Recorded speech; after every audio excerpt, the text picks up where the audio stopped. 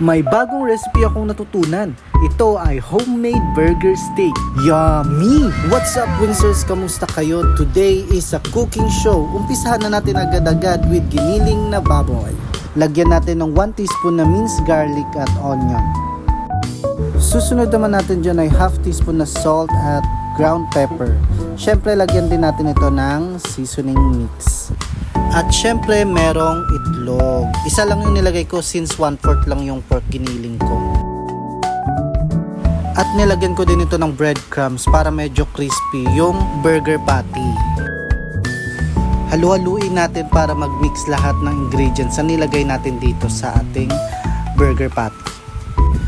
Pwede tayo magdagdag ng breadcrumbs para medyo tuyo yung patty na gagawin natin at madali siyang i-mold. Pwede din po kayong gumamit dito ng harina or di kaya ng breader. Then kung ano pong gusto nyong ka-crispy yung patty na gagawin nyo.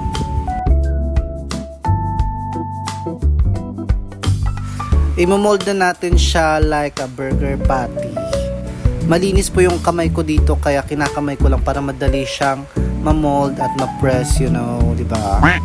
Tsaka naniniwala ako kapag gamit ang kamay ay masarap ang maluluto. Huy!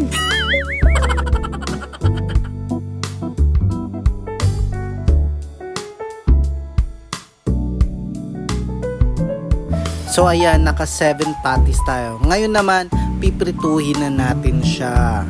So maglalagay tayo ng mantika, syempre. At pag mainit na yung mantika, low heat lang natin yung apoy, okay? Para hindi natin gaanong masunog yung patty. Or depende din sa inyo kung gusto nyo sunog na patty, it's alright. Kung dun kayo masasarapan, di ba?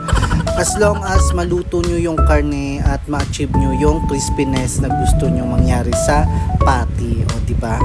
Sarap niya.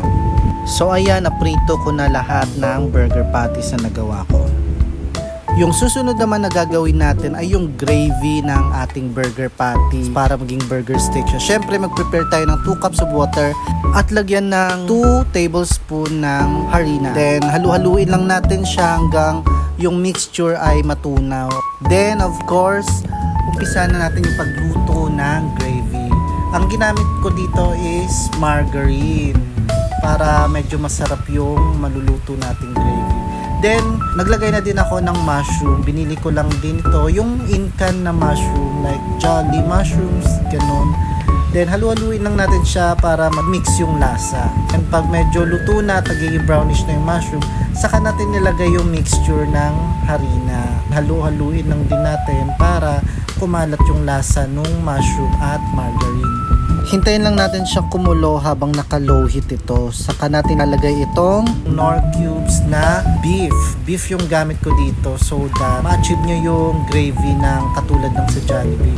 And kung gusto nyo po magdagdag ng water, magdagdag lang din po kayo ng ground pepper at salt para malasa pa din. Halu-haluin lang natin siya habang kumukulo so ganyan yung kakalabasan niya para na talaga siyang gravy ng Jollibee. Then lagay na natin yung mga burger patties na prinito natin kanina. So ayan na siya.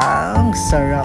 Alam nyo, takam na ako dito habang niluluto ko pala. Ayan, i-mix lang natin ng burger patties sa gravy niya at okay na siya. So ayan, isa-serve ko na ang homemade burger steak na niluto ko. Ang sarap nito, promise. Sa tikman ko siya. Kaya kung nagki-crave ka ng burger steak ng Jollibee, pwede nyong gawin sa bahay nyo to. Tsak, masasarapan kayo. Bye!